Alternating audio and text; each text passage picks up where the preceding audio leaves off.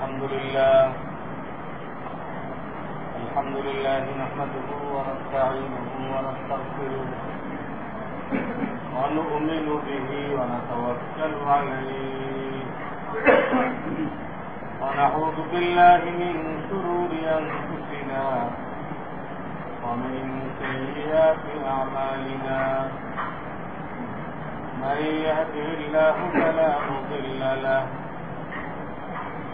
ومن يضلل فلا هادي له ونشهد أن لا إله إلا الله وحده لا شريك له ونشهد أن سيدنا ومولانا محمدا عبده ورسوله صلى الله تعالى عليه وعلى آله وأصحابه وبارك وسلم أما بعد فأعوذ بالله من الشيطان الرجيم بسم الله الرحمن الرحيم كنتم خير أمة أخرجت للناس تأمرون بالمعروف وتنهون عن المنكر وتؤمنون بالله وقال تعالى قل هذه سبيلي أدعو إلى الله على بصيرة أنا ومن اتبعني وقال تعالى يتلو عليهم آياته ويزكيهم ويعلمهم الكتاب والحكمة وقال رسول الله صلى الله عليه وسلم المسلمون كجسد واحد إن اشتكى رأسه اشتكى كله وإن اشتكى عينه اشتكى كله أو كما قال رسول الله صلى الله عليه وسلم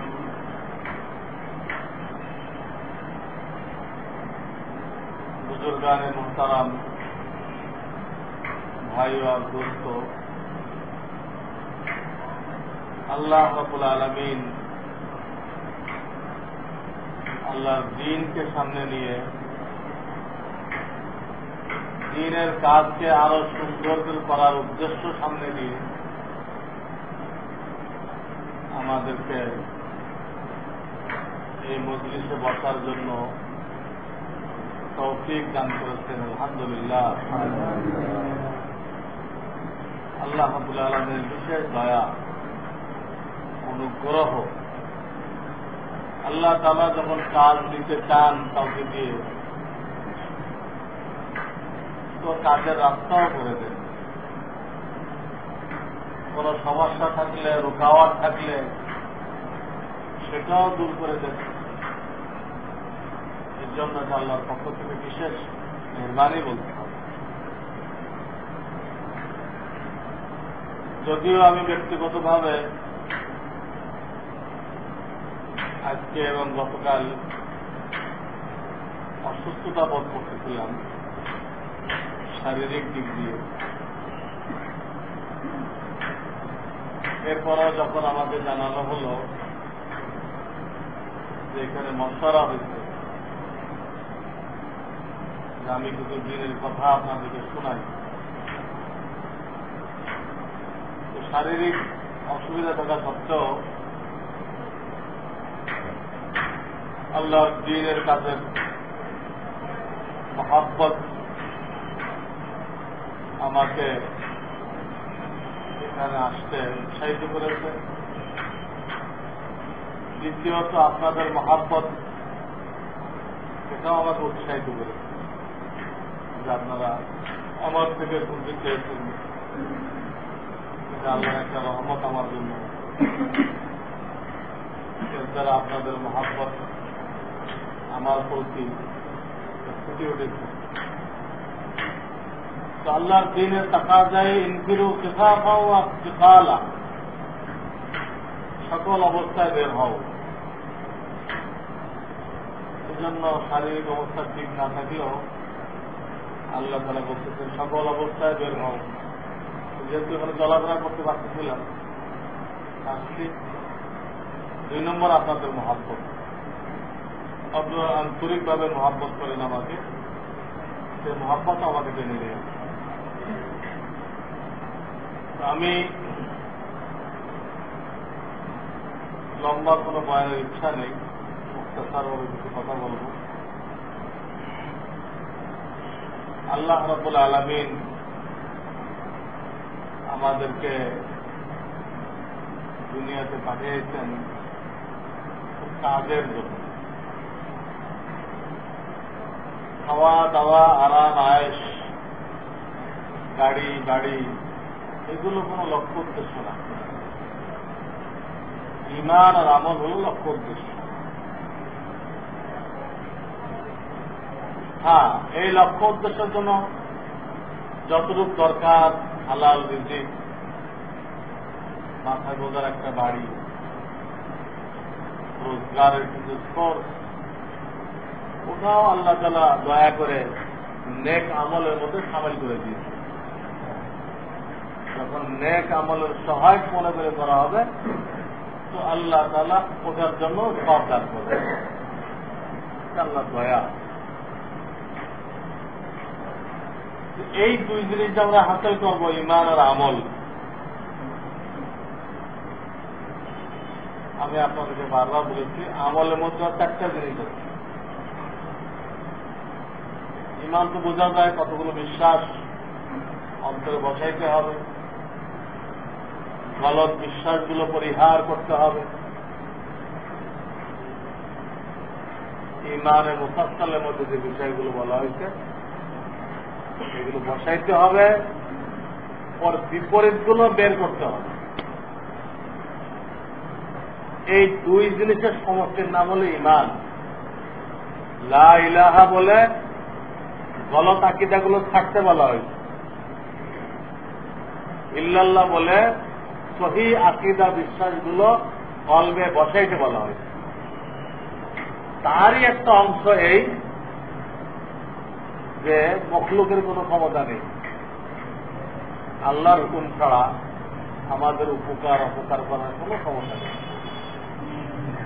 আর আল্লাহর সকল ক্ষমতা আছে।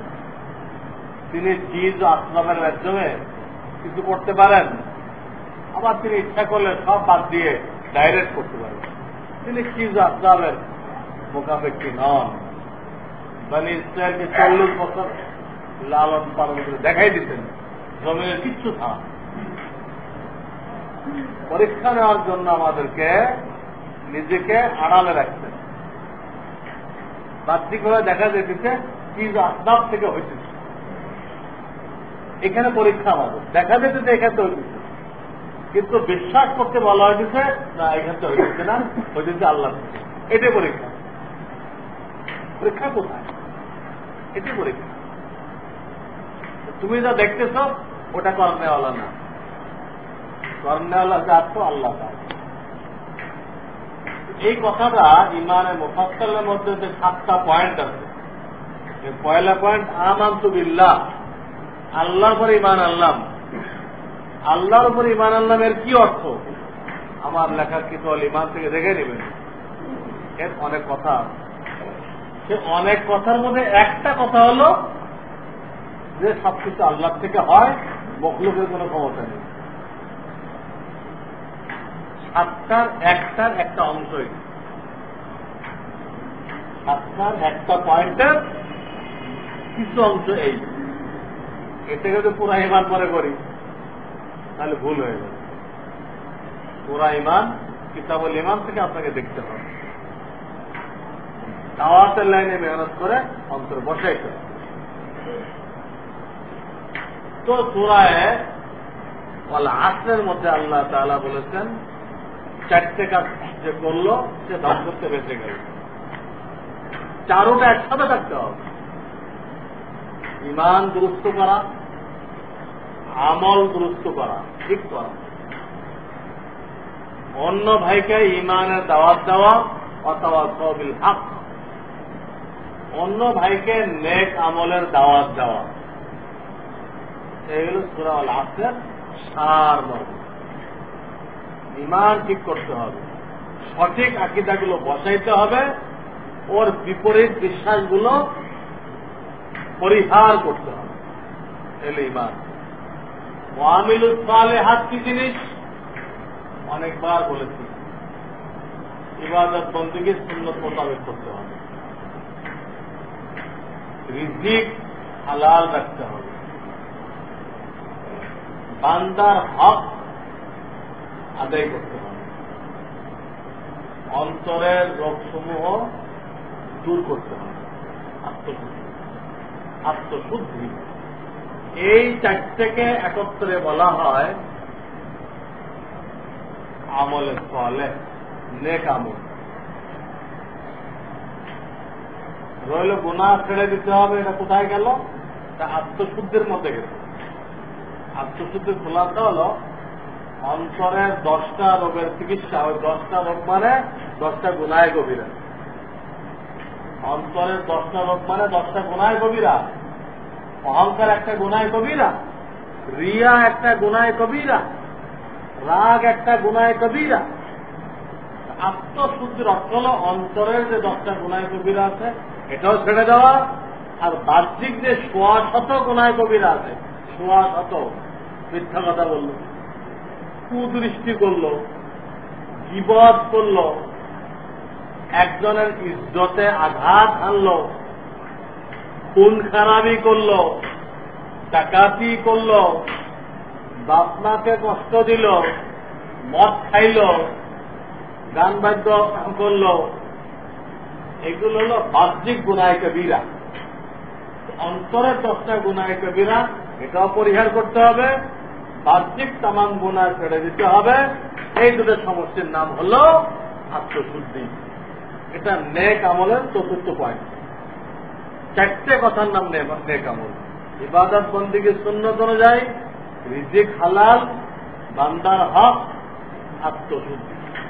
আত্মশুদ্ধি কি? অন্তরের 10টা গুনাহ ছেড়ে দেওয়া, বাহ্যিক 100 গুনাহ ছেড়ে দেওয়া।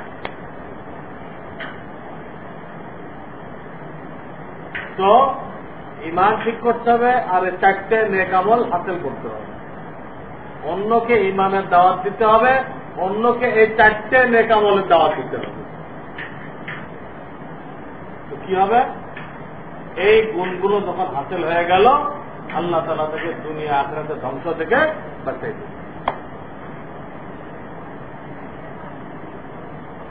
অনেকে হয়তো বুঝতে পারে না যে একটা হলো ইমান ঠিক করা, আর 4টে হলো নেক আমল।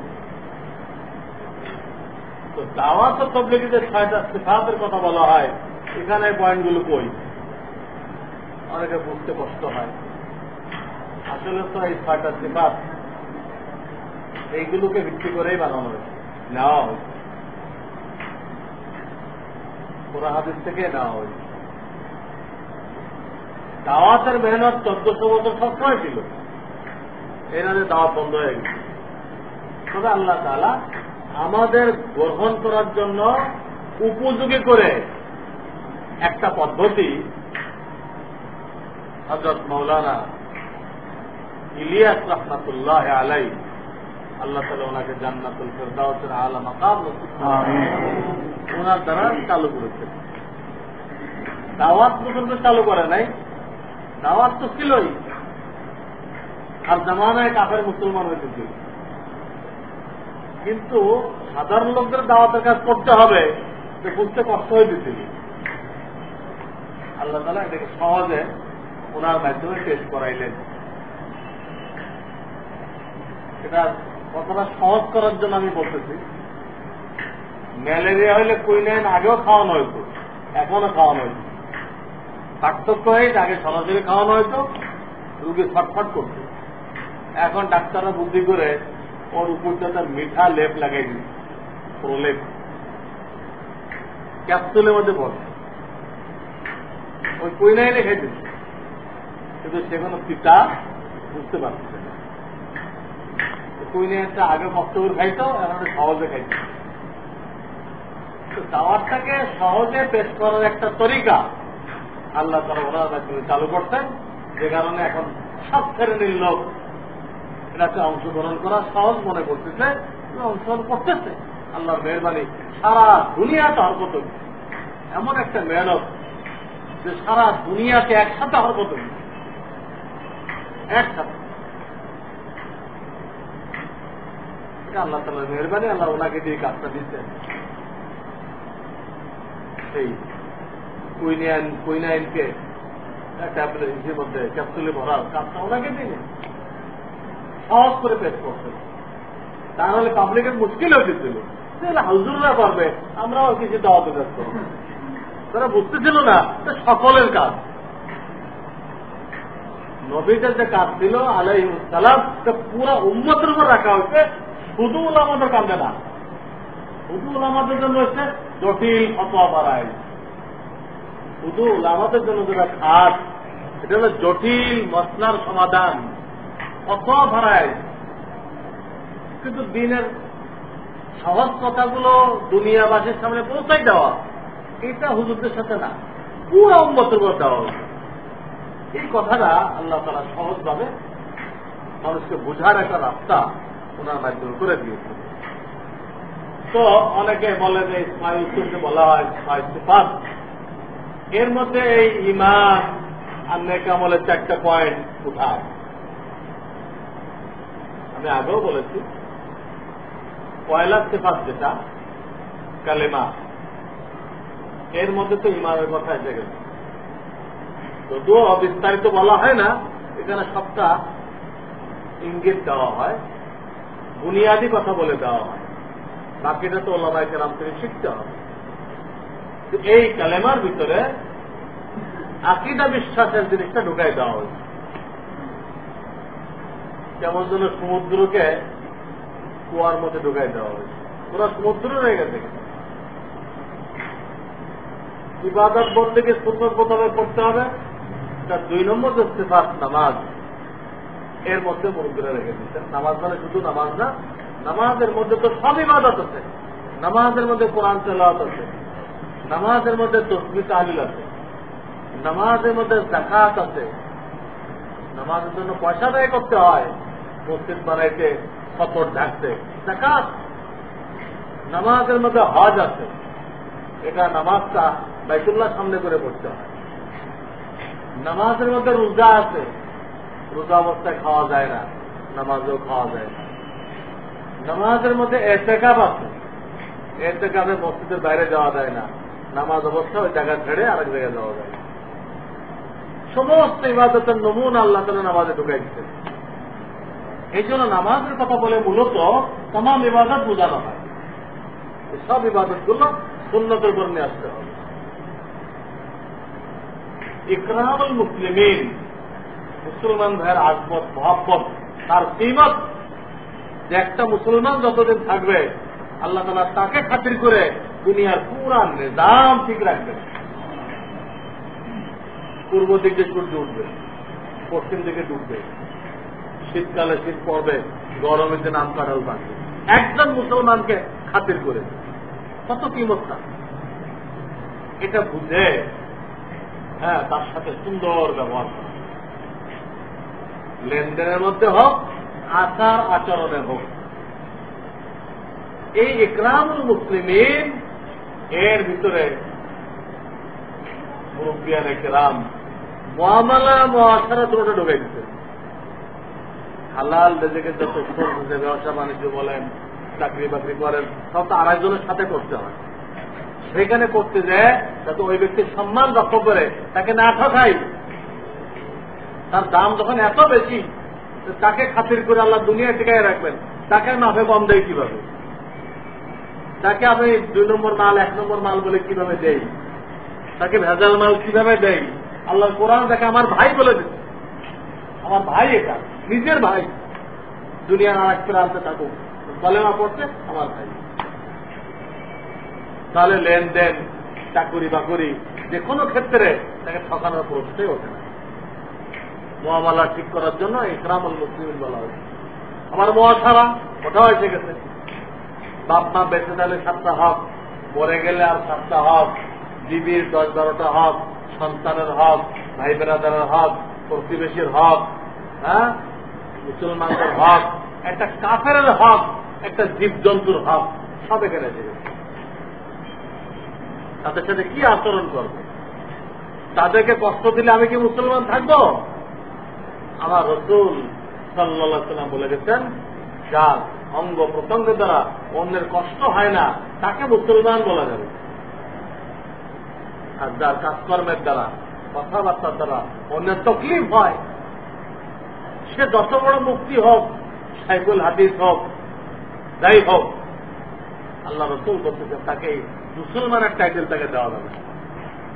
তাহাজ্জুদ গুজার হইতে পারে, বহুত বড় দায়ী হইতে পারে, মুআল্লিম হইতে পারে, বহুত কিছু হইতে পারে, কিন্তু মুসলমান এখন হইতে পারে না। যার দ্বারা মানুষের কষ্ট হয় সে টাইটেল পাবে। এক ইকরামুল মুসলিমিন দিয়ে মুআমালাত হালাল রিজিকের সোর্সের মধ্যে অন্য ভাইয়ের সাথে যে লেনদেন হয় ওটাও ঠিক করা হয়েছে।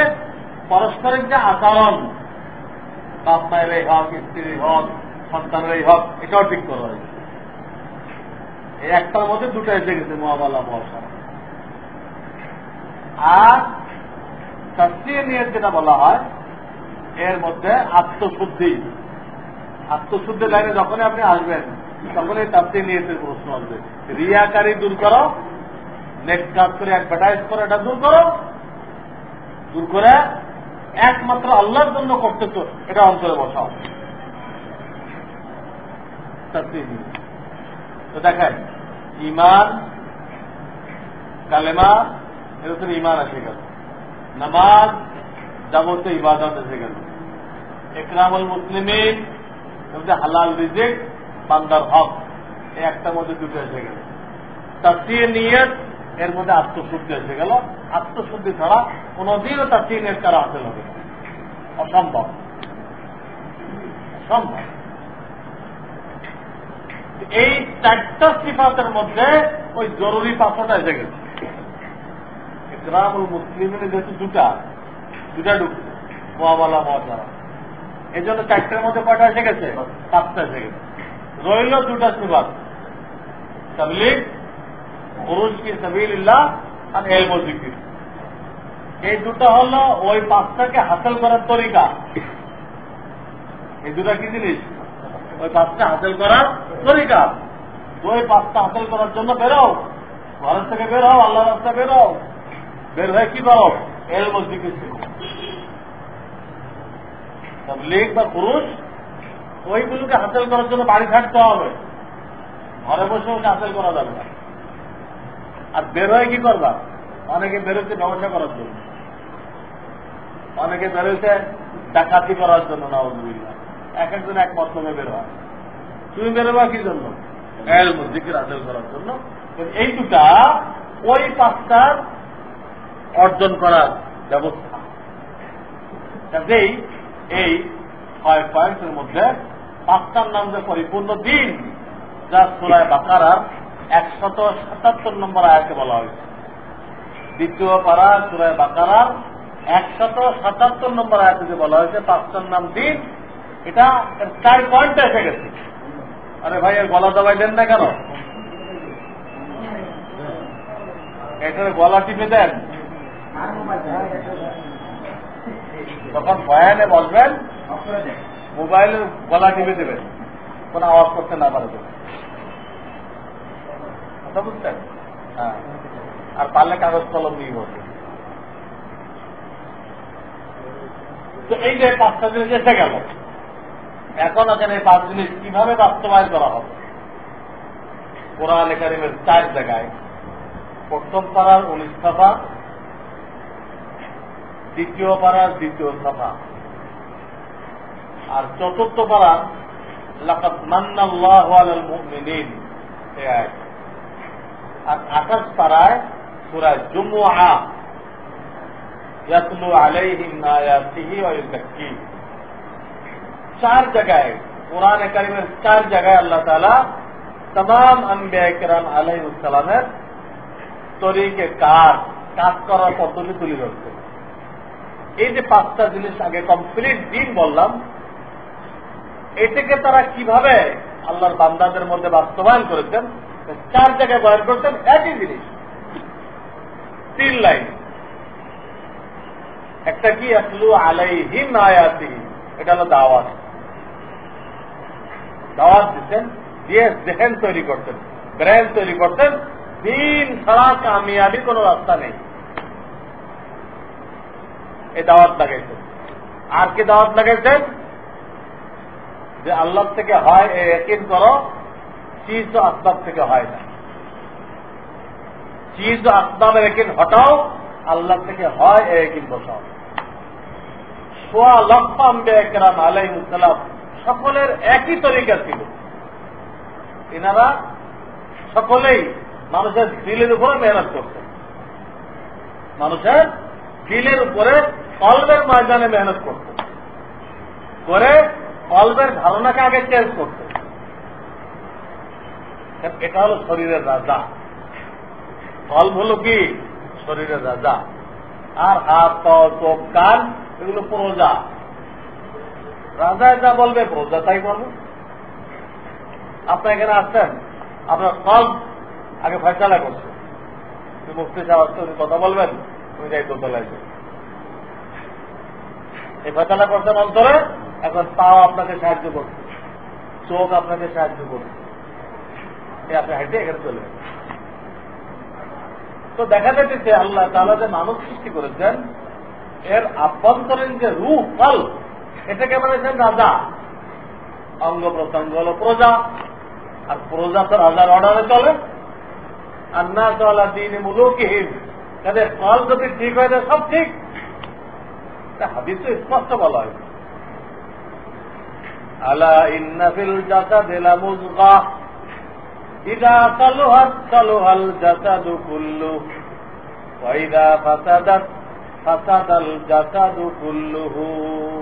তোমার ভিতরে একটা টুকরা, এইটা যে ঠিক করতে পারো, এর ধারণা বিশ্বাস, তোমার সমস্ত অঙ্গ প্রত্যঙ্গের আমল ঠিক হয়ে যাবে। আর ওইটার আকীদা বিশ্বাস যে নষ্ট হয়ে যায়, তো সব নষ্ট হয়ে যাবে। তোমরা দেখবা তো হারাম দেখবা, কান দিয়ে শুনবা, টেলিভিশন শুনবা, হাত দিয়ে লিখবা তো মিথ্যা লিখবা, জুলুম করবা, যা করো সব উল্টা।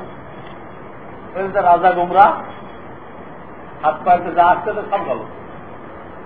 তো 1.25 লক্ষ আম্বিয়া কেরাম আলাইহিস সালাম সকলের একই তরিকা, মানুষের দিলের উপরে মেহনত চালাইছে। চালায় দিলকে প্রথম তৈরি করছে, দিলকে তৈরি করছেন। আল্লাহ দিন ছাড়া কামিয়াবির রাস্তা নেই, এবং একমাত্র আল্লাহ জাত থেকে হয়, আর কারোর কোনো ক্ষমতা নেই। আল্লাহর ফয়সালা ছাড়া কিছুই করতে পারবে না। এই বিশ্বাস আগে তাদের মধ্যে বসাইছে। এই বিশ্বাস যখন বসাই দিচ্ছে, অন্তরে আল্লাহ এসে গেছে, এখন তাদেরকে যা করতে গেছে, নামাজ পড়তে হয় নামাজ, জাকাত দিতে হবে জাকাত দিতে, হজ করতে হজ করতে, আল্লাহ দিন রক্ষা করার জন্য জিহাদে গর্দান কাটাই দিত, গর্দান কাটাই দিত। এখন যা বলা হোক তৈরি, কারণ দিল তৈরি হয়ে গেছে। সমস্ত আম্বিয়া কেরামের একই তরিকা ছিল, কারোর বেশ কম ছিল না। কলবের উপরে মেহনত করতে, প্রথমে অঙ্গের উপর মেহনত করেন না, সেই মেহনত কামিয়াব হবে না। এটা হলো কামিয়াবির লাইন। দিল বদল করতে হবে, কলবের বিশ্বাস বদল করতে হবে, তখন অঙ্গ প্রত্যঙ্গের আমল ঠিক করা আসান হয়ে যাবে। আর এদিকটা শুরু করলে কঠিন হয়ে যাবে। তো বলতেছিলাম, তাম আম্বিয়া কেরাম আলাইহিস সালাম তারা 3টা কাজের মাধ্যমে ওই 5টা কাজকে জিন্দা করতেন, বাস্তবায়ন করতেন। একটা দাওয়াত, লোকদেরকে ইমানের কথা বুঝাইছেন যে একমাত্র আল্লাহ দিনের মধ্যেই কামিয়াবি, একমাত্র আল্লাহ থেকেই সবকিছু হয়, একমাত্র আল্লাহ রসুলের তরিকার মধ্যেই কামিয়াবি, এইসব কথাগুলো বুঝেছেন দাওয়াতের দ্বারা। 2 নম্বর কাজ কি করতেন?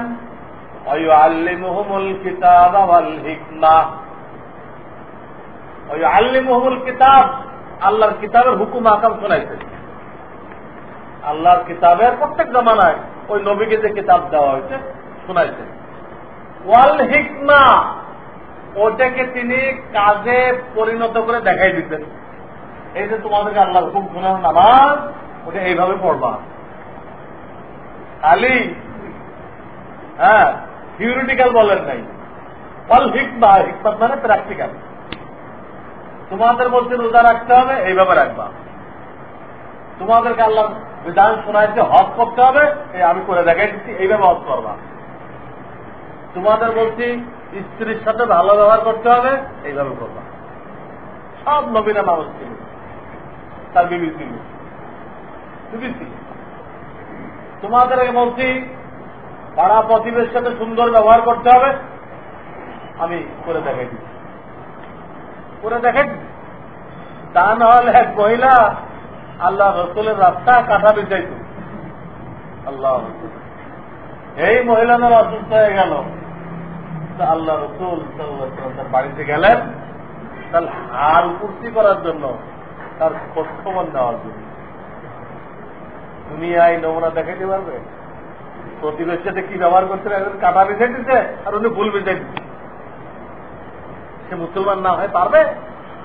আল্লাহ তো তামাম আম্বিয়া কেরাম শুধু আল্লাহর কিতাবের হুকুম শোনান নাই, ওই হুকুমটা কিভাবে বাস্তবায়ন করতে হবে তা দেখাই দিচ্ছে। এই জন্য দুটা শব্দ আছে এখানে, আল্লিমুহুমুল কিতাব ওয়াল হিকমা, আল্লাহর কিতাবের আদেশ নিষেধ শোনাইছেন, ওয়াল হিকমা ওটাকে প্র্যাকটিক্যাল দেখাই দিচ্ছেন। আল্লাহ 3 নম্বর কাজ কি করছেন? ওয়ায়ুযাক্কিহিম, তিনি উম্মতের আত্মশুদ্ধি করাইছেন। অন্তরের 10টা গুনাহ আর বাহ্যিক যত গুনাহ এগুলো সব কিভাবে ছোটে এর ব্যবস্থা করছে। অন্তরের 10টা গুনাহ আর বাহ্যিক 100 গুনাহ, এই গুনাহগুলো থেকে যাতে উম্মত মুক্ত থাকে। এর একটা গুনার ভিতরে এই পাওয়ার আছে যে একটা মানুষকে দোজখ পর্যন্ত পৌঁছায় দিতে পারে। এক একটা গুনাহ এত ভয়ঙ্কর, এই গুনার খারাপই বয়ান করছেন ওনারা, যে গুনাহ করলে দুনিয়াতে এই ক্ষতি হবে, পরকালে এই ক্ষতি হবে, গুনাহ ছাড়লে এই লাভ হবে। এগুলো বুঝায় ওই গুনাহগুলোকে চিহ্নিত করে ওই গুনাহ থেকে তাদেরকে মুক্ত করছে। এটার নাম হলো ওয়ায়ুযাক্কি, আত্মশুদ্ধি। ওই 5টা কাজকে দাওয়াত, তালিম, তাজকিয়া। তালিম মানে আল্লাহর কিতাবের হুকুমগুলো মৌখিক বলা এবং কাজে দেখাই দেওয়া।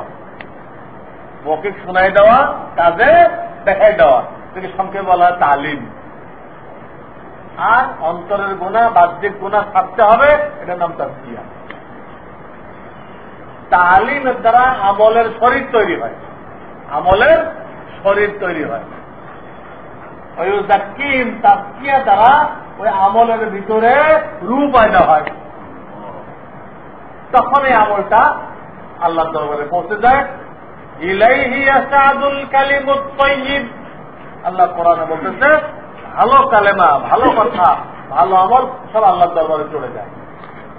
যদি ভালো না হয় তো অন্য হাদিসে নামাজ পড়লে অন্য মনস্ক ভাবে, তো বলা হয়তো তার নামাজ তার মাথার উপরে 1 বিঘা তো যায় না, কিন্তু চলার কথা ছিল 1 বিঘা তো যায় না। তো আমলের দ্বারা, তালিমের দ্বারা কি হয়? আমলের শরীর পয়দা হয়, আর আত্মশুদ্ধি দ্বারা রূহ পয়দা হয়। শরীর আর রূহ যখন একসাথে হবে, বাস এটা আল্লাহ পর্যন্ত পড়বে। শুধু শরীর, যদি রূহ না থাকে বেকার। শুধু রূহ, শরীর না থাকে, সেই রূহের দ্বারা কোনো কাজ হবে না। এই দুটো একসাথে তখন হবে, শরীর আর রূহ। আমরা এখন বসে আছি, আমাদের সকলের ভিতরে শরীরও আছে, রূহ আছে, আমরা এই কথাগুলো শুনতে পাচ্ছি। যদি শরীর থেকে রূহ বিচ্ছিন্ন হয়ে যায়, হবে না। যারা আমল করতেছে, কোন আল্লাহ ওয়ালার কাছে তাজকিয়া করতেছে না, তার আমলের শরীর পয়দা দিতে, ওর মধ্যে কোনো রূহ আসতেছে না। আবার কতগুলো ভণ্ড আছে, তারা তরিকাত লয়ে আছে, ভণ্ড। তাদেরটা সহিও ধরা হয়, ঠিক আছে, তোমার কাছে রূহ আছে, কিছুক্ষণের জন্য সহি ধরলাম, রূহ আছে, শরীর কই? শরীর ছাড়া রূহ বেকার। কারো কাছে আমলে শরীর আছে, রূহ নেই, মুর্দা আমল। কারো কাছে রূহ আছে, শরীর নেই, তারটাও বেকার। তাহলে কাজের কোনটা? উভয়টা একসাথে, উভয়টা একসাথে। শরীরও লাগবে, রূহও লাগবে। এই 3 লাইনে যেহেতু আম্বিয়া কিরাম ওই 5টা জিনিসকে, ইমান বলতে একটা, আমল বলতে 4টা, ইমান বলতে একটা, নেক আমল বলতে 4টা, মোট 5টা হলো না? ওই 5টা জিনিসকে এই 3 লাইনে চিন্তা করতে, দাওয়াত, তালিম, তাসকিয়া। বলার উদ্দেশ্যই যেটা আমাদের পুরা জিন্দেগি এই 3টা কাজের সাথে সম্পর্ক রাখতে হবে। কয়টা? দাওয়াত, তালিম, তাসকিয়া। দাওয়াত আপনি ব্যবসা করতে চাই, দাওয়াত দিলেন, ওটাও দাওয়াত। তবে সাথীদের সাথে মিলে, জুড়ে মিলে থাকলে এটা হকের থেকে বিচ্যুত না হওয়ার জন্য একটা মজবুত গাইডলাইন। এর জন্য আমরা একা একা তো দাওয়াত দিবই, এবং সমষ্টিগত যে দাওয়াতের ব্যবস্থা আছে, এই ব্যবস্থার সাথে মৃত্যু পর্যন্ত জুড়ে থাকা পাক্কা নিয়ত করি। হ্যাঁ, এটা আল্লাহ আল্লাহরা বলছেন যে এই জামানায় হযরত নূহ আলাইহিস সালামের কাজটি, নূহ আলাইহিস সালামের কাজটি। এই জামানার সম্পর্কে হাদিস আসছে, লোকেরা সকালে মুমিন থাকবে, বিকালে কাফের হয়ে যাবে। ইনশাআল্লাহ যদি আপনি এই সহিহ জামাতের সাথে জুড়ে থাকেন, ওই সকালে মুমিন বিকেলে কাফের, এই মহা মুসিবত থেকে আল্লাহ তাআলা আপনাকে আমাকে হেফাজত করবে। আমাদেরকে আল্লাহ তাআলা মৃত্যু পর্যন্ত এই সহিহ জামাতের সাথে জুড়ে থাকার তৌফিক দান করেন। তাহলে এই দাওয়াতের সাথে জুড়ে থাকতে হবে সারা জীবন, যতক্ষণ আমরা চলাফেরার ক্ষমতা। এর বিরুদ্ধে কোনো কথা বলা যাবে, এটা নবীদের কাজ। তামাম আম্বিয়া কেরাম এইভাবে কাজ করবে। 2 নম্বর, আমল সহি করার জন্য কোন হক্কানি মুক্তির সাথে আপনাকে যুক্ত হবে। তিনি আপনাকে কিতাব, আল্লাহর কিতাবের মধ্যে যে আদেশ নিষেধ আছে তা বলেও দিবে, আবার করে দেখায়ও দিবে। আল্লিমুহুমুল কিতাব ওয়াল হিকমা, এটার জন্য আপনাকে কোন সহি মুক্তির সাথে যুক্ত হবে। তার থেকে আল্লাহর কোরআনের বিধান জানতে হবে, প্র্যাকটিক্যাল দেখতে হবে। অয়ুজাক্কিহিম, আত্মশুদ্ধির জন্য কোন আল্লাহ ওয়ালার সাথে আপনাকে সম্পর্ক রাখতে হবে, রেখে অন্তরের 10টা রোগের চিকিৎসা করতে হবে। এর কোন বিকল্প নেই। কুতুবুল আলম হযরত জাকারিয়া রাহমাতুল্লাহ আলাইহি ফাযাইলে তাবলীগের ভিতরে যে পয়েন্টটা দিয়ে শেষ করতেন, যে বয়ানটা দিয়ে কথা শেষ করতে, সেটা কি? আল্লাহ ওয়ালাদের সোহবত, আল্লাহ ওয়ালাদের সোহবত। সেখানে তিনি ক্লিয়ার বলতেন যে একজন হক্কানি বুজুর্গের সাথে সম্পর্ক কায়েম করো, তিনি তোমাকে জান্নাত পর্যন্ত পৌঁছায় দিবেন। বলেন নাই দাওয়াত দিলে আত্মশুদ্ধি হয়ে যাবে, তালিম করলে আত্মশুদ্ধি হয়ে যাবে, বলেন নাই তিনি। আপ বলছেন হক্কানি আল্লাহ ওয়ালার সাথে তাআল্লুক করো, তিনি তোমাকে জান্নাত পর্যন্ত পৌঁছে দিবেন। এবং সেখান থেকে পরিষ্কার বলতেন, এই আয়াত নিয়ে আসছেন, ইয়া আইয়ুহাল্লাযীনা আমানুত্তাকুল্লাহ ফাকুনু মা'আস সাদিকিন। হে ঈমানদারগণ, তাকওয়া অবলম্বন করো। কেমনে তাকওয়া অবলম্বন করো? কেমনে? কুনু মা'আস সাদিকিন, আল্লাহ ওয়ালাদের সোহবতে যাও। এই আয়াতের তাফসীর করতে যে অনেক বড় বড় বুজুর্গদের হাওয়ালা দিয়ে, রেফারেন্স দিয়ে বলছেন আল্লাহ ওয়ালাদের সোহবত ছাড়া দ্বীন অর্জন করা সম্ভবপর না। ওখানে দেখেন আপনার খুব বেশি বেশি পড়ার দরকার এই অংশটা। কি লিখছেন ওখানে? আল্লাহ ওয়ালাদের সোহবত কত জরুরি, ক্লিয়ার লিখছেন। হক্কানি আল্লাহ ওয়ালা যখন পাইলা, তার কাছে নিজেকে সফর্দ করে যাবে, পরিষ্কার লিখছে।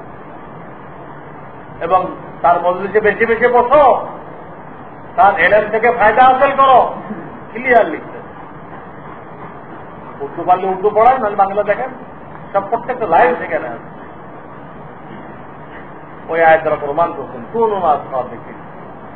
এটাও বলছেন তুমি হক্কানি চিনবা কেমনে, যেটা হক্কানি বুজুর্গকে না চিনবা কেমনে, এটা বোঝানোর জন্য এই আয়াত আনছেন কুতুবুল আলম জাকারি রহমাতুল্লাহ ফাজাইল তাবলীগ লিখেছে। কি আয়াত? কুল ইন কুনতুম তুহিব্বুনাল্লাহ ফাত্তাবিউনি ইউহিব্বুকুমুল্লাহ। হে আমার রাসূল, আপনি ঘোষণা করে দেন, হে দুনিয়ার মানুষ, তোমরা যে আল্লাহকে মহব্বত করতে চাও, আমি মুহাম্মদ রাসূলুল্লাহকে ফলো করো। তো আল্লাহ তোমাদেরকে মহব্বত করবেন, দুনিয়া তো করবেন, আখিরাত তো করবেন। ইউহিব্বুকুমুল্লাহ আরবি গ্রামারের কথা, এটা মুজারের থেকে। মুজারের কি অর্থ? বর্তমান, ভবিষ্যৎ। আপনার আমি ধরে রাখেন, সবটা বোঝার দরকার নেই। বর্তমানকে কি বোঝানো হয়েছে? দুনিয়াতে তো আছো তখনও মহব্বত করবেন, আখিরাতে যাইবা তখনও মহব্বত করবেন। দুটো জগতে মহব্বত করতে হলে আপনার মৃত্যু ইমানের উপর হওয়া জরুরি কিনা? হ্যাঁ, তো ওই আয়াতের মধ্যে ইঙ্গিত রয়ে গেছে যে রাসূলের সুন্নতকে অনুসরণ করবে, আল্লাহ থেকে দুনিয়াতে মহব্বত করবে, আখিরাতে মহব্বত করবে। আখিরাতে করা জরুরি, তো তার মৃত্যু কিভাবে হইতে হবে? কাফেরকে আল্লাহ তাআলা মহব্বত করবেন না। এটা সুন্নতের অনুসরণ দ্বারা আপনার মৃত্যু ইমানের হওয়া নিশ্চিত হয়ে গেল। এই আয়াতে কুতুবুল আলম বলতেছে বুজুর্গটা হক্কানি কিনা, কিসের দ্বারা বলতো? উনি সুন্নতের অনুসরণ করতেছেন কিনা, এই একটা কথা আছে। অন্যকে তো 10টা আলামত দিচ্ছে, উনি 10টাকে একটার মধ্যে ঢুকেছেন। তাকে মাফজ সুন্নত দিয়ে প্রত্যেকটা কর্মকাণ্ড সুন্নত অনুযায়ী কিনা না বেদাত করছে। তো আল্লাহ আল্লাহকে সওয়াব তিনি জরুরি করছেন, এবং সে আল্লাহ আল্লাহ চিনার জন্য এই আয়াত আনছেন। ফাত্তাবিউনি, আল্লাহ রাসূলকে বলে গেছেন আমাকে অনুসরণ করো। আল্লাহ রাসূল আল্লাহর কাছে সবচেয়ে প্রিয়, আর আল্লাহ রাসূলকে যে ফলো করবে সে আল্লাহর কাছে কি হয়ে যাবে? প্রিয় হয়ে যাবে। কাজে যে বুজুর্গ সুন্নতের অনুসারী তাকে আপনি বুজুর্গ মনে করবেন, তার মজলিসে বসবেন, ফায়দা হাসিল করবেন। উনি হাদিস আনছেন, একটা হাদিসের মধ্যে আসছে তোমরা যখন জান্নাতের বাগান দিয়ে যাও অবশ্যই কিছু ফল খেয়ে নেবা। সাহাবায়ে কেরাম রাদিয়াল্লাহু তাআলা আনহুম বললেন, ইয়া রাসূলুল্লাহ, দুনিয়াতে জান্নাতের বাগান কোথায় পাওয়া যাবে? তো আল্লাহ রাসূল বললেন যে এলেমের মসজিদ দেখো না, এলেমের মসজিদ ওটা দুনিয়াতে জান্নাতের বাগান, জান্নাতের বাগান। তো আমি তো ইঙ্গিত করতেছি, ব্যাখ্যা আপনারা সবাই বাংলা পড়তে পারেন। ফাজাইল তাবলীগের শেষ চ্যাপ্টার যেটা, এটা পড়ে না, ওটাকে শেষ এর জন্য আনতে আগে যা কিছু বলছেন সবগুলো হাসিল করা ওর উপর নির্ভর করে। আপনি আল্লাহ আল্লাহকে করতে যাবেন, সবগুলো আপনার জন্য আসান হয়ে যাবে। তার দোয়ার বরকতে, তার তালিমের বরকতে দিনের সবকিছু আপনার জন্য কি মনে হবে? সহজ মনে হবে। একা চেষ্টা করবেন, কঠিন মনে হবে। এই জন্য একদম ফিনিশিং আছে এটাকে।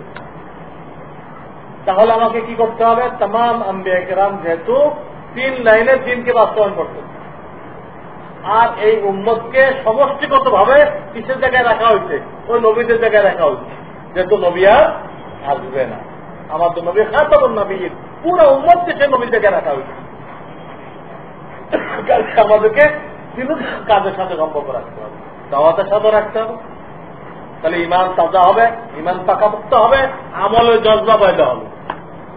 দাওয়াতের সাথে রাখলে ইমান পুক্তা হবে, ইমান তাজা হবে, এবং সামগ্রিক ভাবে দিনের উপরে চলার জজবা পয়দা হবে। এই জন্য ওই দাওয়াতের সাথে মেহনত সম্পর্ক মৃত্যু পর্যন্ত রাখতে হবে। কোন হক্কানি মুক্তির সাথে রাখতে হবে। ওই আল্লিমুহুমুল কিতাব ওয়াল হিকমা, এটা বাস্তবায়ন করেছে তিনি। ওই যে মাঝখানে যে রয়ে গেল না, ইবাদত বন্দেগী কেমনে করবেন, হালাল রিজিক কেমনে করবেন, বান্দার হক কেমনে আদায় করবেন, এইসব জিনিসগুলো উনি বয়ানও করবেন, দেখাও দিবেন। এটার জন্য আপনাকে কোন সহি মুক্তির সাথে সম্পর্ক রাখতে হবে। অয়ুজাক্কিহিম, আত্মশুদ্ধি তাসকিয়া, এর জন্য কোন শায়েখের সাথে, আল্লাহ ওয়ালার সাথে সম্পর্ক রাখতে হবে, অন্য কোনো কিছু দ্বারা হবে না। আমরা যেন মনে করতেছি অনেকে বয়ানে শুনিয়ে উল্টা পাল্টা এটার দ্বারা সব হয়ে যাবে, এগুলো গলত কথা। কেউ বলবো না, আমরা কেউ বললে বিশ্বাসও করবো, গলত কথা এটা। সেটা দেশের তরিকা ক্লিয়ার লিখে দিতেন ফাজাইলে তাবলীগের শেষে যে আল্লাহ আমাদের সওয়াব দ্বারা হাসিল করতে হবে।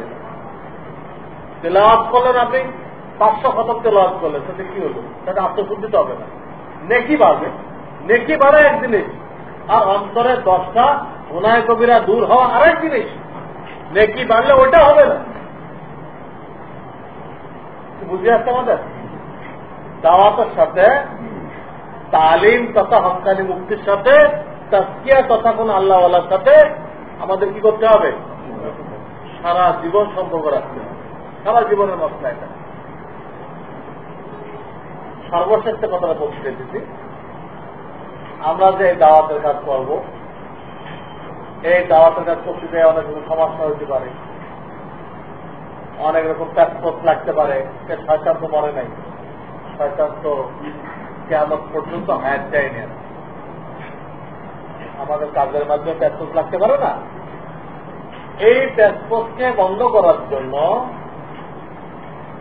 আল্লাহ ওয়ালারা যে পদ্ধতি বলে দিয়ে গেছে, এটা আমি আমার পক্ষতে বলবো না, আমি ফাজাইলে তাবলীগ থেকে বলবো ইনশাআল্লাহ। আমার যিনি শায়েখ ছিলেন হযরত মাওলানা শাহ আবরার সাহেব, তিনি অনেক বড় মুফতি ছিলেন, শাইখুল হাদিস ছিলেন, অনেক বড় আলেম ছিলেন, এই শতাব্দীর মুজাদ্দিদ ছিলেন, যুগ সংস্কার তাবলীগের যিনি আগে মুরব্বী ছিলেন পুরো পৃথিবীর, হযরত মাওলানা ইনামুল হাসান সাহেব রহমাতুল্লাহ আলাইহি, তিনি আমার শায়েখ সম্পর্কে মন্তব্য করতেন যে আল্লাহ তাআলা এনাকে উলামাদের সংশোধন করার জন্য বানাইছেন। মুসলিহুল উলামা, উলামাদের সংশোধন হয়ে যায় তো পাবলিক অটোমেটিক হয়ে যাবে। পাবলিক তো সংশোধন হওয়ার জন্য তৈরি, তো উলামার ওই গাইডলাইন না দিতে পারে, রাস্তা না দেখাইতে পারে, তাহলে পাবলিক কিভাবে ঠিক হবে? তারা নানান রকম ভুল ভ্রান্তির মধ্যে ছিল, আল্লাহ তাআলা এনাকে দিয়ে সেই কাজটা দিচ্ছেন। এত বড় ব্যক্তিত্ব হওয়া সত্ত্বেও উনি কথা বলতেন, উনি কোরআন হাদিসের ব্যাখ্যা কম বুঝতেন না, কিন্তু নিজের কথা কমই বলতেন। ওনার যিনি শায়েখ হযরত মাওলানা শাহ আশরাফ আলী থানভী রাহমাতুল্লাহ আলাইহি, তার কথা শুনেছেন। তো দেখা গেল যে আল্লাহর কথা শোনার ভিতরে বেশি কথা। এই জন্য আমিও আল্লাহ তাআলা আমাকেও কম বেশি কিছু এলেম দিচ্ছেন, আমি আমার ব্যাখ্যা বিশ্লেষণ শোনাইব না।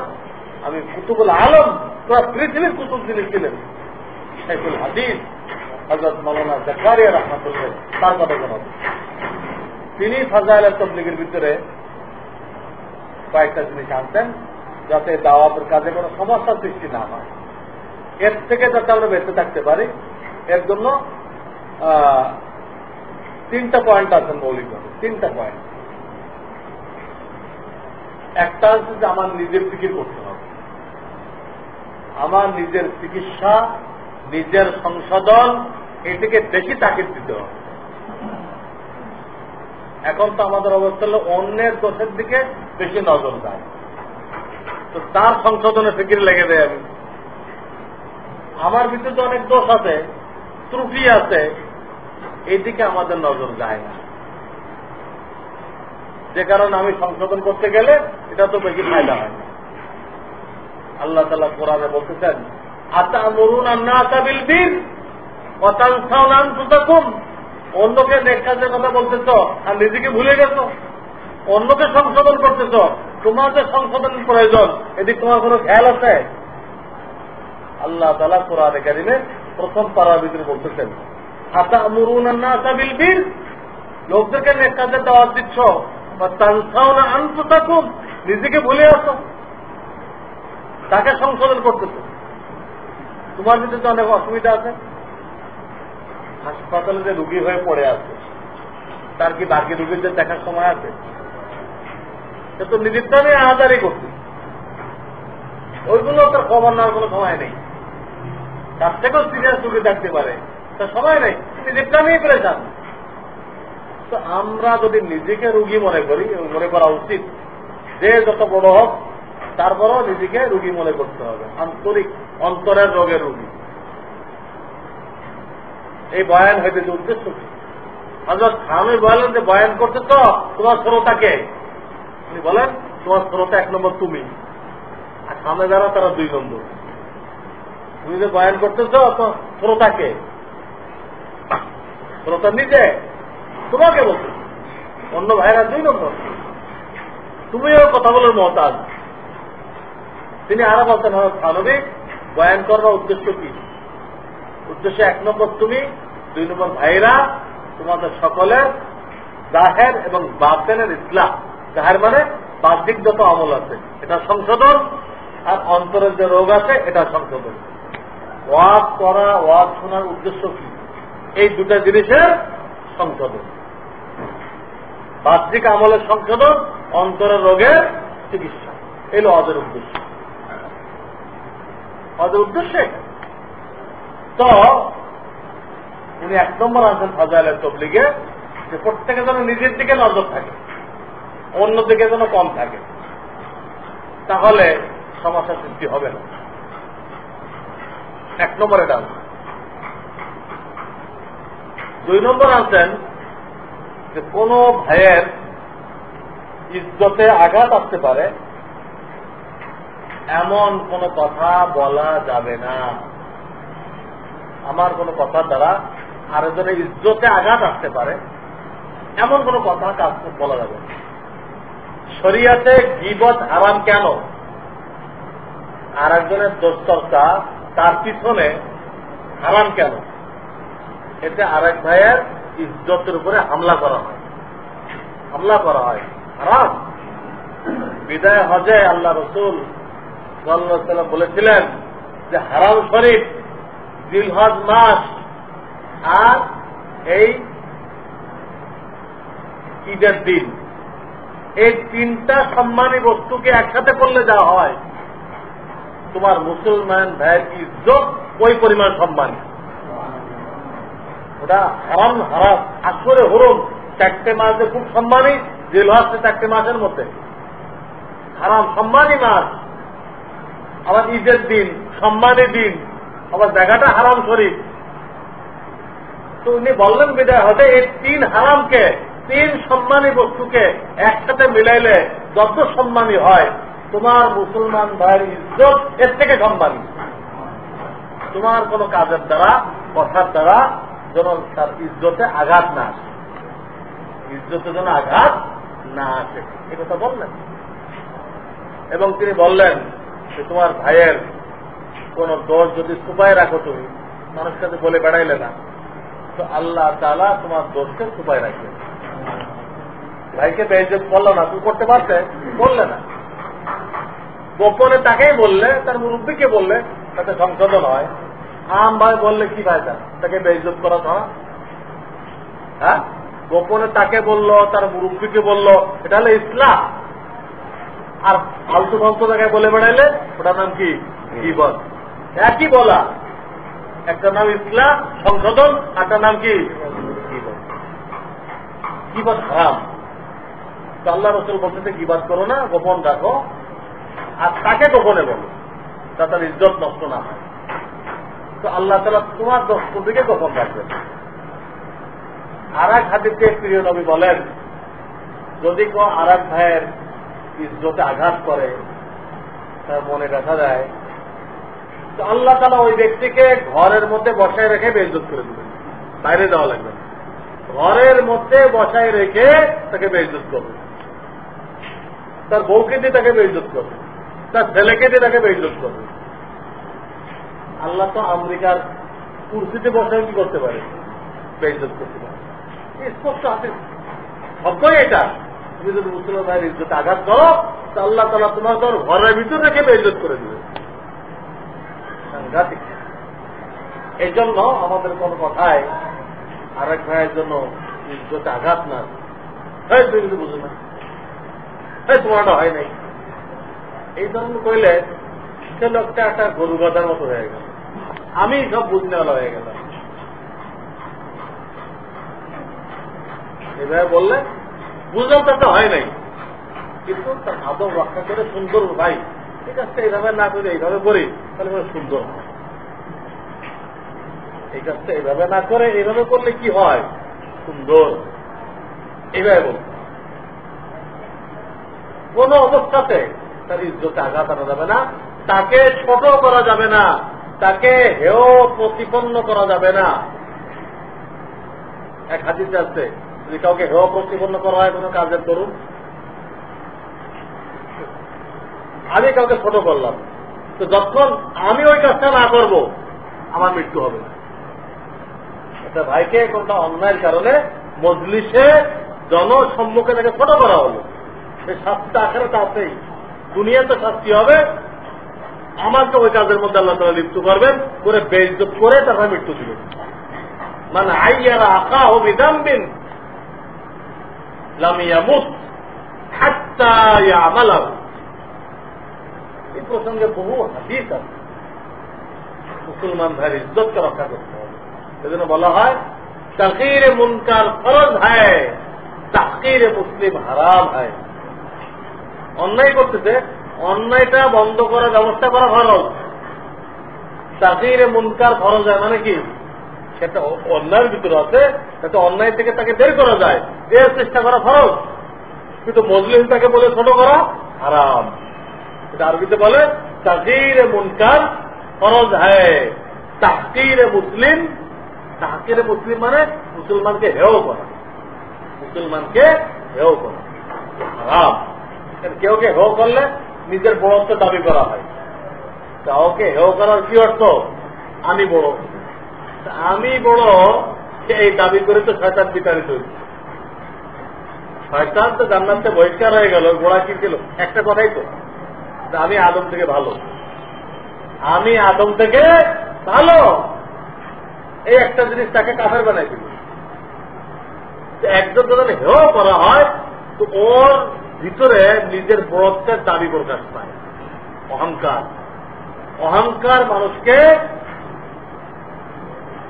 কুফর পর্যন্ত নিয়ে যায়, খুব মারাত্মক। অহংকারকে আরবি দলের তাকাব্বুর, কিবর কুফরে নিয়ে যায়। দলিল কি? কোরআনের আয়াত, আবার ওয়াস্তাকবারা ওয়া কানা মিনাল কাফিরিন। ইবলিস সিজদা করতে অস্বীকার করলো, ওয়াস্তাকবারা তাকাব্বুর করলো, ওয়া কানা মিনাল কাফিরিন, কাফেরের কাতারে শামিল হয়ে গেল। শব্দগুলো দেখেন, সিজদা করতে অস্বীকার করলো, ওরা তাকাব্বুর করলো, তাকাব্বুর করে কাফের হয়ে গেল। আজানের জবাব আল্লাহু আকবার।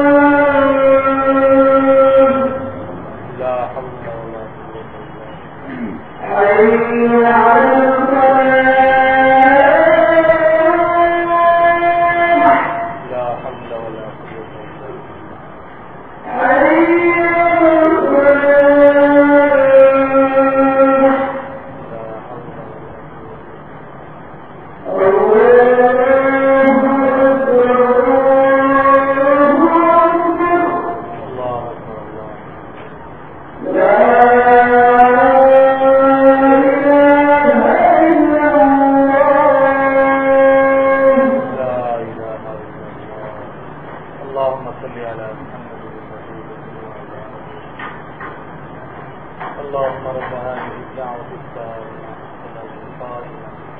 آت محمدا الوسيلة والفضيلة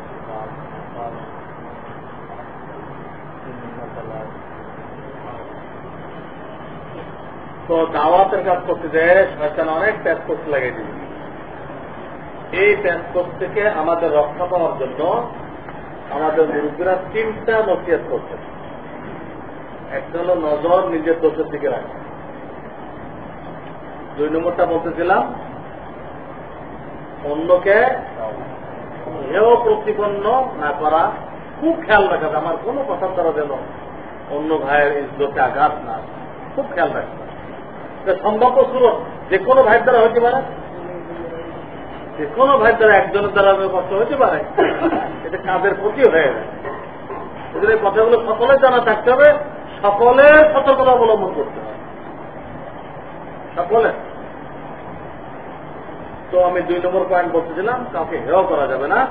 কাউকে হেয় করতে গেলে নিজের অহংকার প্রমাণিত হয়, আর অহংকার এত বড় ধ্বংসাত্মক যে মানুষকে বেঈমান করে দিতে পারে।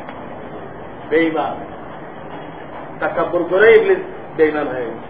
আবা ওয়াস্তাকবারা ওয়া কানা মিনাল কাফিরিন, সে তাকাব্বুরি করলো এবং তাকাব্বুরের কারণে, অহংকারের কারণে কাফেরদের কাতারে চলে গেল। এই আয়াতের তাফসীরে এই কথা লেখা আছে। এর জন্য সাংঘাতিক।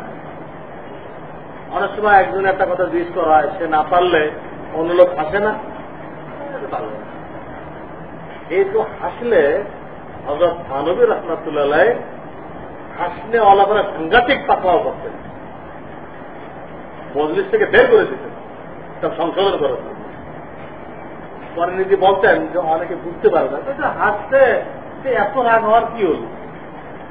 নিজে প্রশ্ন করতেন যে অনেকে আমার এই কার্যক্রম বুঝতে না পারে, মনে মনে আপত্তি করে যে হাসতে বেচারা, একদম বের করে দিল হুজুরে। উনি বলেন তারা বুঝতে পারে না বের কেন করলাম। হাসছে ওইদিকে আমার নজর না, হাসার পিছনে কি আছে? পিছনে আছে ও পারলো না, আমি ওটা পারি, আমি ওর থেকে উত্তম। ওই ইংলিশের সে স্লোগান, আনা খায়রুম মিনহু, আমি ওর থেকে ভালো, আমি আদম থেকে। ওই হাসির মধ্যে কি লুকানো আছে? ইংলিশের স্লোগান, আনা খায়রুম মিনহু। তাহলে হাসির জন্য বের করে নাই, ওই হাসির ভিতরে কি লুকায়িত আছে?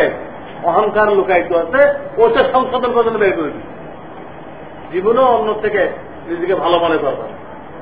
হযরত থানবী বলেন, আমি ফিলহাল অন্য মুসলমানকে আমার থেকে ভালো মনে করি, পাবলিকদেরকে। ফিলহাল মানে বর্তমানের দিকে লক্ষ্য করে, আর ভবিষ্যতের দিকে লক্ষ্য করে কাফেরদেরকে আমার থেকে ভালো মনে করি। আমার তো হতভম্ব একদিন বলে কি কাফেরকে ভালো মনে করবো? ব্যাখ্যা দিচ্ছে কেন ভালো মনে করি।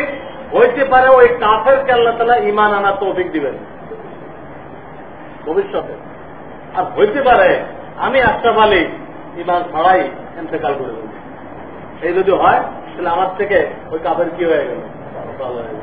উনি বলতে বর্তমান জামানার দিকে লক্ষ্য করে সাধারণ মুসলমানদেরকে আমার থেকে ভালো মনে করি, আর ভবিষ্যতের দিকে লক্ষ্য করে কাফেরকেও আমার থেকে ভালো মনে করি। এই অর্থে যে আল্লাহ তাআলা তাকে কুফরি থেকে তওবা করে মুসলমান হওয়ার তৌফিক দিতে পারে। আর আমার কোন কাজের কারণে, আমার কোন অহংকারের কারণে আল্লাহ আমাকে ঈমানে মৃত্যু নাও দিতে পারে। এত বড় বুজুর্গ, তিনি নিজের সম্পর্কে ধারণা করতেছেন, আর আমরা একটু 3 চিল্লা দিলাম, একটু তাহাজ্জুদ পড়লাম, বিরাট বুজুর্গ হয়ে গেল। নসিহত হাসিল করতে হবে। তো 2 নম্বরে তার ইজ্জতে আঘাত করা যাবে না। সর্বশেষ পয়েন্ট, 3টা কথা বলা হয়েছে ফাজাইলে তৌহিদে। সেটা হলো অন্যের সাথে কথা বলা হবে তো রুক্ষভাবে কথা বলা হবে, রুক্ষভাবে, কর্কশ নেই, রাগের সাথে এইভাবে কথা বলা যাবে। খুব মোলায়েম ভাবে, নরমিয়াতের সাথে কথা বলতে হবে। হইতে পারে ভিতরে আপনি রাগ হইতেন, ঠিক আছে, আপনি কোন আল্লাহ ওয়ালার সাথে সম্পর্ক করে রাগ কন্ট্রোল করা শিখেন, ওটা প্রকাশ করতে দেওয়া যাবে না। ও তো আপনার ভাই, আপনার দাওয়াতের কাজ করতে গেলে ওর লাগবে। কোরআনও আপনার ভাই বলা হয়েছে, সূরা হুজুরাত, ইন্নামাল মুমিনুনা ইখওয়া। হাদিসেও বলা হয়েছে সমস্ত মুসলমান না মিলে একটা বডির মতো। একটা বডির মধ্যে চোখে তকলিফ হলে সারা শরীরে তকলিফ হয়ে যায়। তোমার ভাই এটা, তার কোনো কাজে রাগ হলে তুই চোখ রাগাইবা? রাগটা হজম করো। রাগ হজম করতে জানো না, কোন আল্লাহওয়ালার কাছে নিজেকে মেটাও, ওনার কাছে শেখো রাগ কিভাবে কন্ট্রোল করতে হয়। রাগ প্রকাশ করো কেন? রাগ প্রকাশ করো জিহাদের ময়দানে, ভাইয়ের উপরে। রাগ প্রকাশ করো বাপের উপরে, মায়ের উপরে, কোন মুসলমান ভাইয়ের উপরে রাগ প্রকাশ করা যাবে না। হতে পারে বেটলের কাজের জন্য রাগ হইতে পারে, আমাদেরও হয়, কিন্তু আমরা ওই ভাইকে বুঝতে দেই না। রাগ হয়েছে বুঝতে দেয় না, কথা নরম ভাবে বলতে হবে।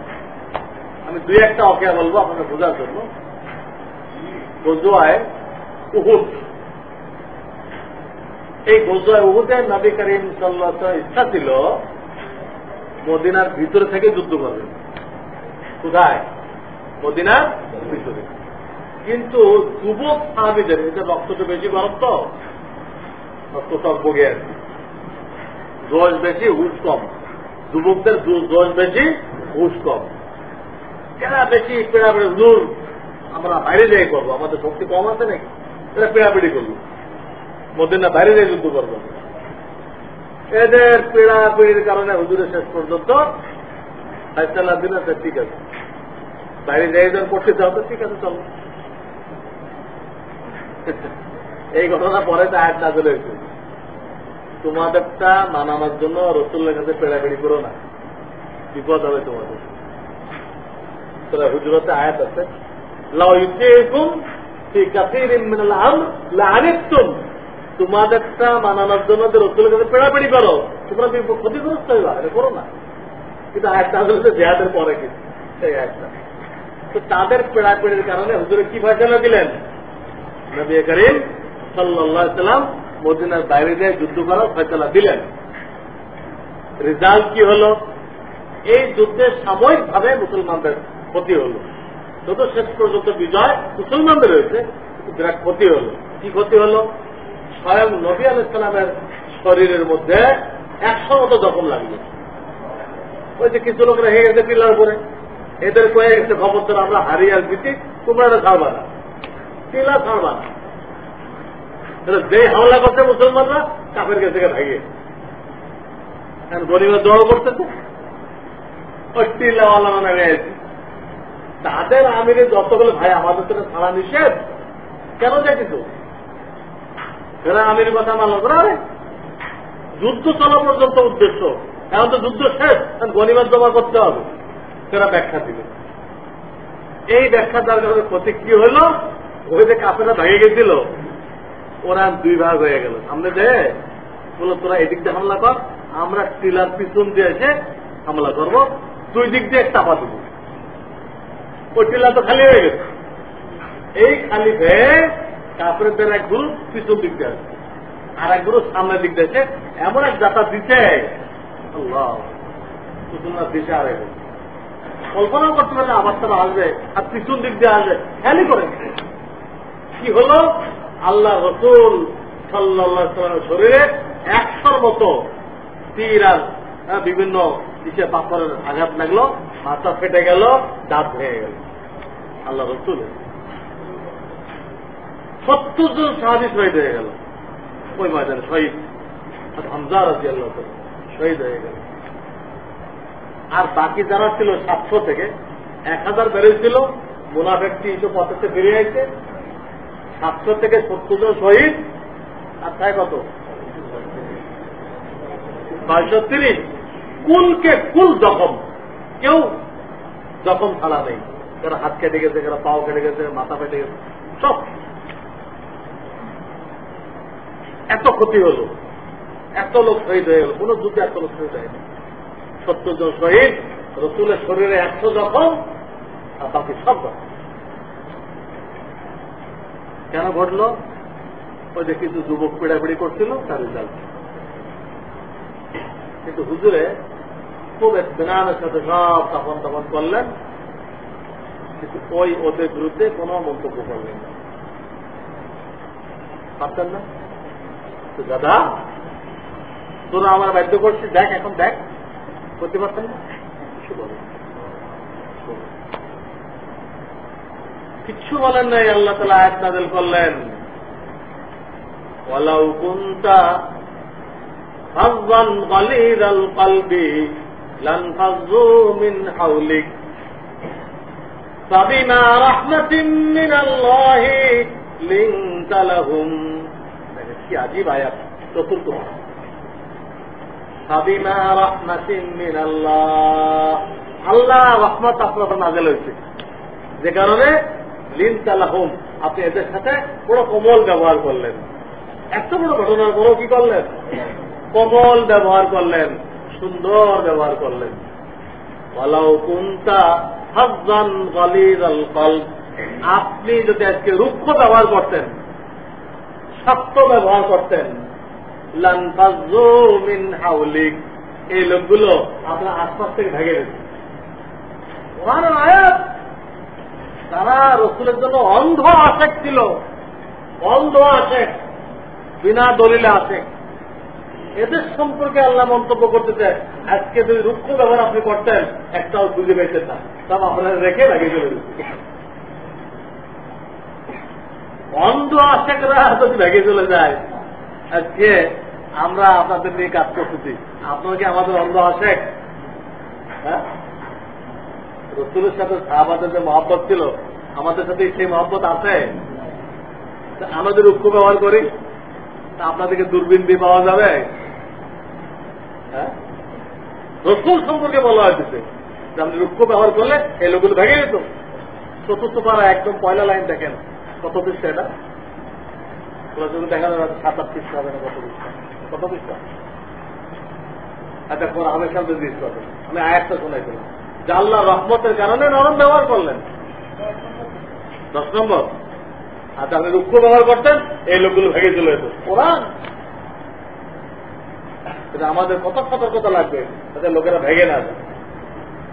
আরে এক ইমাম ঈশান নামাজে বাকারা শুরু করছিল, যত পুরো বাকারা পড়বে না, শুরু করতে বাকারা, এতে একজন শ্রমিক সাহাবী ভেঙে চলে গেছে। সে মনে করছে পুরো বাকারা মানে পড়বে। আসলে কত জায়গায় রুকু থেকে গেছে। এই রিপোর্ট যখন আল্লাহ রাসূল পাইছে, এত রাগ হয়েছে, এত রাগ হয়েছে, আল্লাহু আকবার। তোমরা মানুষ ভাগানে হলো, কেন বাকারা শুরু করলে? যাইতুন পাও না বুঝে এত রাগ করলেন হুজুরে। ঈশান নামাজে বাকারা শুরু করতে বলে সাংঘাতিক রাগ হলে সেই ইমামের উপরে। কেন শুরু করলাম? এ লোক ভয় পেয়ে নামাজ ছেড়ে দিয়ে খেতে গেছে।